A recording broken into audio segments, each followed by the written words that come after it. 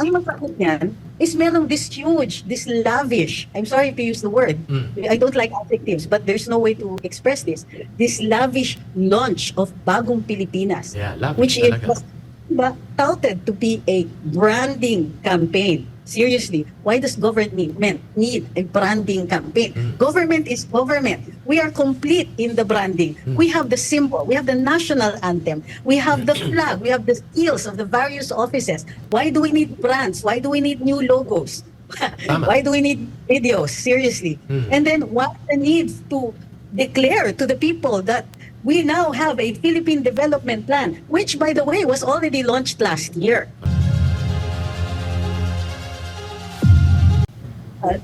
Sumampa ang ating Pangulo bilang leader ng ating bayan with a lot of good plans. Marami siyang na pag-aralan na tungkol dun sa mga problema ng bayan at nilahat niya ito dun sa kanyang zona number 1. Nakikita natin dito na nirerespeto niya ang kalayaan magsalita at magbahayag, pinuntirya niya ang presyo ng pagkain, tubig, kuryente at transportasyon. So ngayon, sa gitna ng maraming problema na nakikita natin, natural, i-expect ng isang leader na may mga aangal sa taong bayan. Ini-expect natin ang kritisismo. When things don't go well, kasalanan mo man o hindi, i-expect mo ang taong bayan ay magsasalita. Pero yung pagsasalita na yon, nakikita natin may opresyon na. Hindi na ito basta may napipikon, hindi ito simpleng bagay na may nagtatampo dun sa isang sinabi mo, natural yan, tao yan eh. Pero makikita natin may systematic oppression. Hindi na po ito basta-basta. Halimbawa, alam natin, may mga networks dyan na ini-endanger ang prangkisa. May mga na-detain, may mga natanggal sa trabaho, gawa ng utos ng isang mataas na opisyales.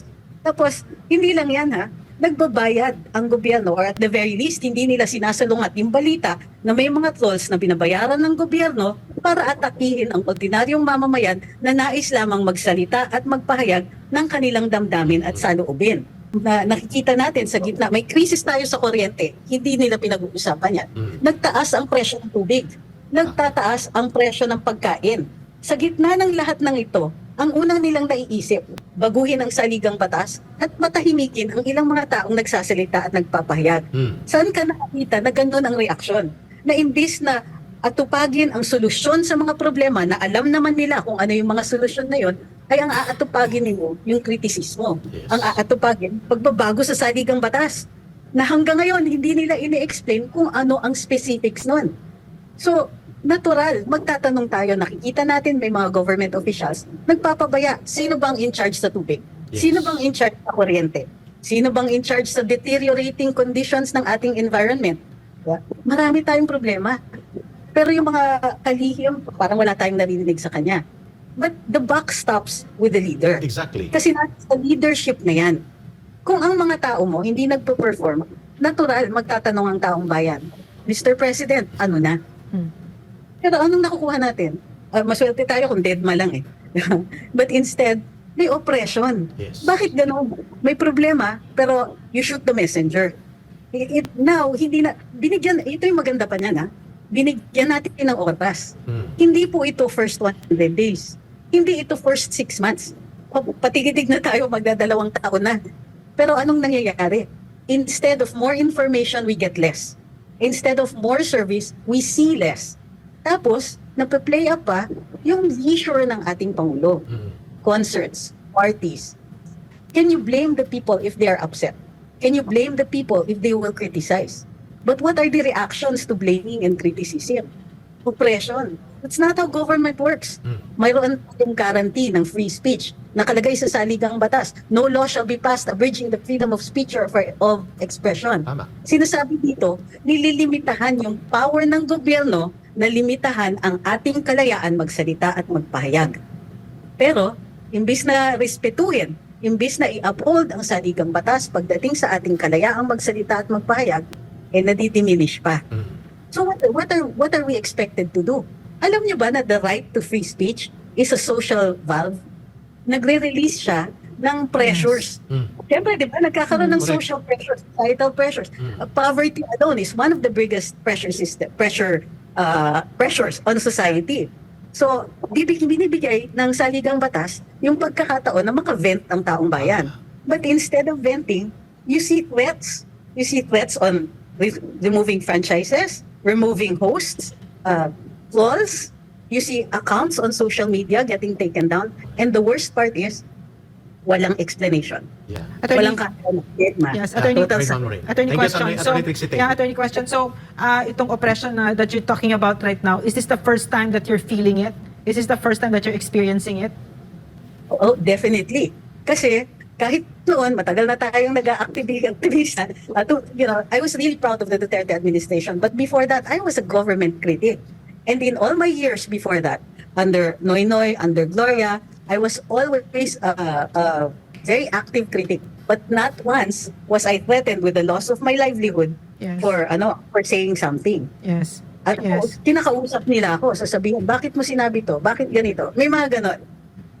May papadala sa akin na government official at sasabihin, alam mo, hindi naman yan yung intention ng gobyerno. Pero there was movement on their part. They would somehow address the criticism. Pero they would never tell me na tanggalin ka namin sa ganyan. Attorney, so under PRRD, no, when I worked with him, the very clear understanding of PRRD that press freedom and freedom of expression is of utmost importance. It is these are rights above all other rights, freedoms above all other freedoms, because it will redound to the good of the country, no? So my question to you, Attorney, in other words, the former president had a very deep understanding of what democracy is, and he was an astute chief executive. No, he didn't care what others said, but what the press said. He just kept on keeping on, 'di ba? So maliwanag sa kanya, I'm here in government to serve the people, 'di ba? So tsaka wala siyang tinatago, 'di ba? So ang tanong ko kasi dito, kasi itong nakikita ko ngayon, napakapraning ng administrasyon na ito at napaka-sensitive, no? Napaka-sensitive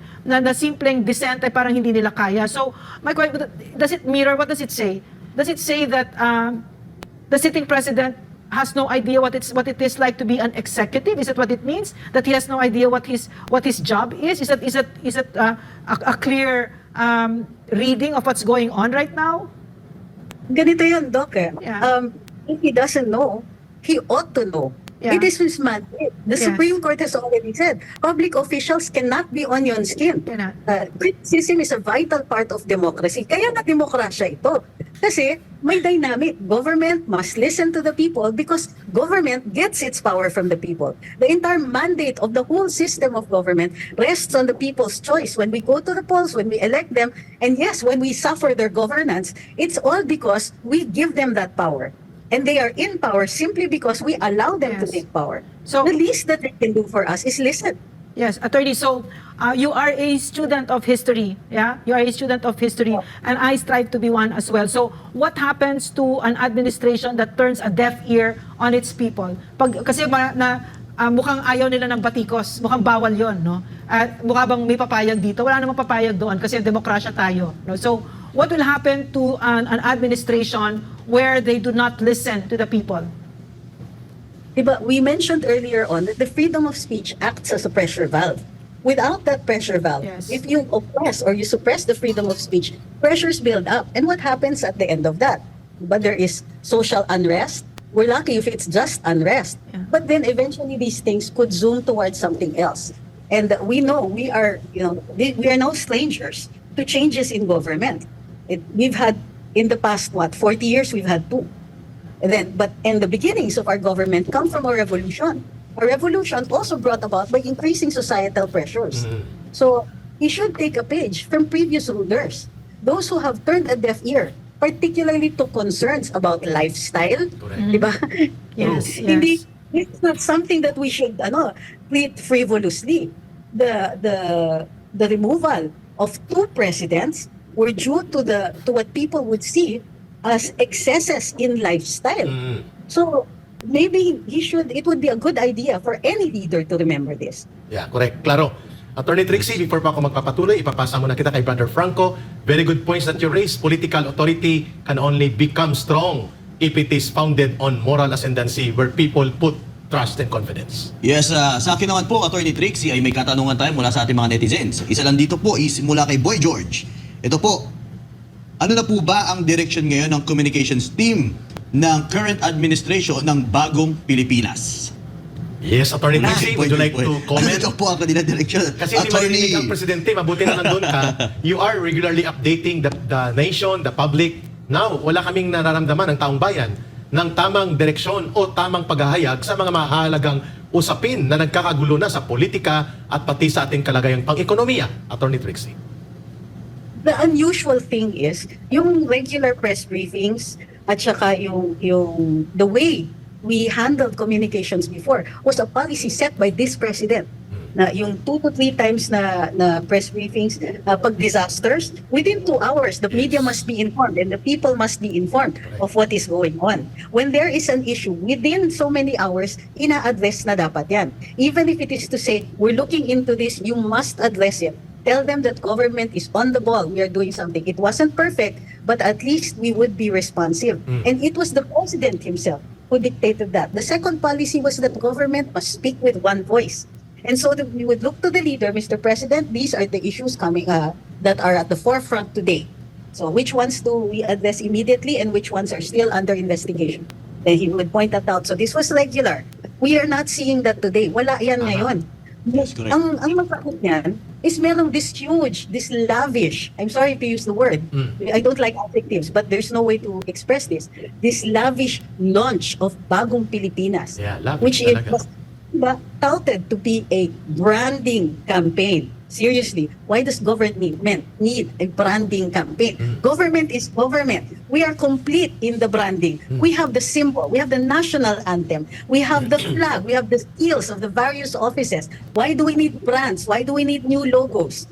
Tama. Why do we need videos? Seriously. And then what the need to declare to the people that we now have a Philippine Development Plan, which, by the way, was already launched last year. Correct. So what is that all about? Even in articulating his speech that they're now moving towards a new Philippines, he did not explain how we get from this point to the new Philippines. But he also did not explain why it took a year for the Philippine Development Plan to finally be a part of the government.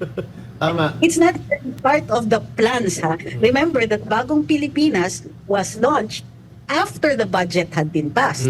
Which means whatever is in the Philippine Development Plan, once again, may not have made it completely into next year's budget, Tama. into this year's budget. Klaro. Diba? Hindi na binigyan ng importansya yan. Binigyan nila ng launch.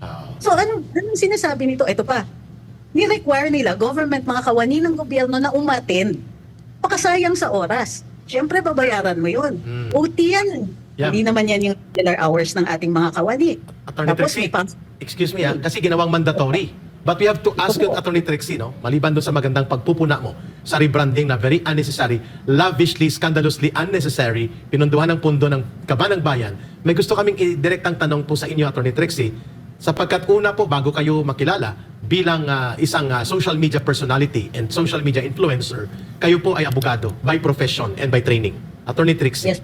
very obvious na ang NTC or National Telecommunications Commission, ang MTRCB ay gumawa ng mga lagpas sa kanilang kapangyarihan at mandato ng mga akto equivalent to direct and scandalous oppressive acts of abuse of power.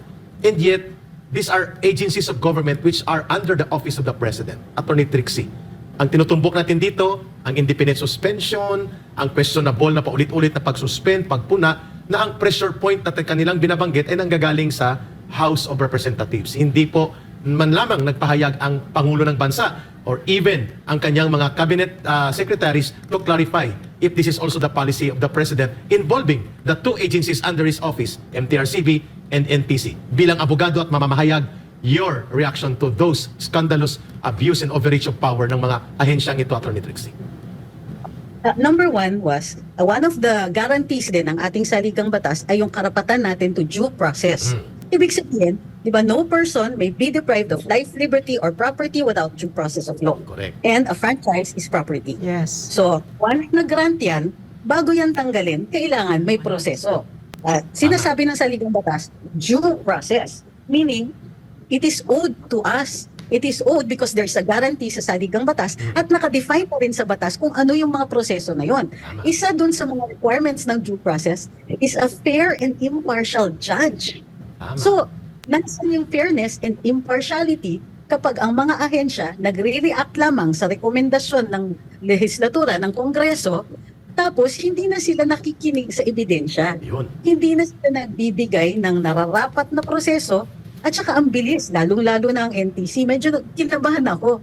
Kasi dito nakikita ninyo na pwede pala yung preventive suspension na wala ding hearing. Tama. Kasi kahit ang suspension ay preventive, and by the way, nangyayari usually ang preventive suspension sa mga administrative cases, sa mga kawani ng gobyerno, para malayo sila sa ebidensya, hindi sila mag-tamper with witnesses. Tama. Dito, iniisip ko, siguro preventive suspension because they're preventing further damage. Pero even a preventive suspension requires a hearing. Dito, preventive suspension, Summary. tapos hearing. Saan po ang due process doon? So, Diba? Although preventive suspension is not penal in nature, it appears to be penal here. Kasi galit na sila eh. Hindi, nararamdaman mo, where is the fair and impartial judge kung galit kayo? But lipat nyo sa ibang tao, huwag kayo. Correct. And then, huwag nyo unahin yung suspension. Kasi yung preventive suspension, in a case for franchises, Yeah. causes immediate damage. If ito ay nasa hukuman, administrative ito. Kung ito nasa hukuman, hihingi yung hukuman ng ban. Correct. Para ano, bigyan attorney, am I correct? I think that our country is in grave peril because the very ones who are supposed to uphold the law are themselves the violators of the law. In other words, Yes, sir. itong ginagawa ngayon, yung paglabag ng batas natin ay with impunity, garapalan. Am I correct?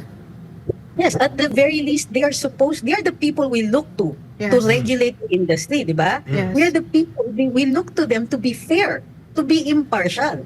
Kapag nawala yung impartiality na yon, who do we trust? Wala na. Who will the people go to? Yeah. Sila na yung inatasan yan dahil sila yung dapat Attorney, Attorney, may I please read, may I just please read the letter of the PMAers, the one that they wrote in defense December? of me and Eric Yeah, while last we were, and then I'd like you to comment on this. Okay, sabi nila, the sacrosanct rights are under attack. We sound the alarm that the freedoms of speech and press, the very lifeblood of our democracy, are under siege. When protectors of truth are persecuted for invoking their legal rights, it is a clarion call for all defenders of liberty to stand in opposition. And it is unwavering support for press freedom. We steadfastly support the full implementation of RA 1148. Any attempt to undermine this law is an attack on the very foundations of our democratic society. Yes, Attorney Trixie, your reaction to that very categorical position ng ating mga patriotic leaders mula sa security sector who graduated from the PMA last December. Ang ilang statement nito. Aware kasi sila na may guarantee dito sa ating saligang batas that the AFP is the protector of the people and of the state. Kung ang mga nagsulat man are active or not active duty, they at least remember this. Ibig sabihin, pag umabot na dun sa punto na ang taong bayan ay namemeligro sa Estado mismo o sa gobyerno na nagre-representa ng Estado, obligasyon ng ating armed forces na protektahan ang tao muna. Yun. Norm, di ba? Ang security sector, as you call it, the AFP is the president, di ba? Is the head, the commander-in-chief. And under him are the armed forces. At inherent sa ating saligang batas, ang karapatan ng Estado to protect itself. Yeah. Pero ang saligang batas natin may garantiya. Kahit na namemeligro yung Estado, kung ang danger from the state is directed at the people, the AFP must stand to protect people. Yeah, that is the unique provision in the Constitution that you pointed out, Attorney Trixie, na ginagarantihan na ang sovereign protection of the people must be guaranteed by the armed forces. At yan ay dahil may tendency na gamitin ang kapangyarihan at aparatos ng Estado na labagin at abusuhin ang mamamayan. And in between of that, the security sector, the armed forces, must be on the side of the people, on the side of the law, on the side of the Constitution. Tama po ba, Attorney Trixie? Correct. May garantiya din at may exhortation, kumbaga, ang ating saligang batas that the AFP must uphold the Constitution. Ayun. And therefore, yung constitutional guarantee to protect the people is also something they must always remember. So kung aabot tayo sa punto na ang more of our, I'm saying more because a lot of our rights are already in danger. Pag more of our rights are in danger and the actual security of the people are now under peril, then they should remember that they have to uphold the Constitution, which guarantees that they must protect the people. Claro.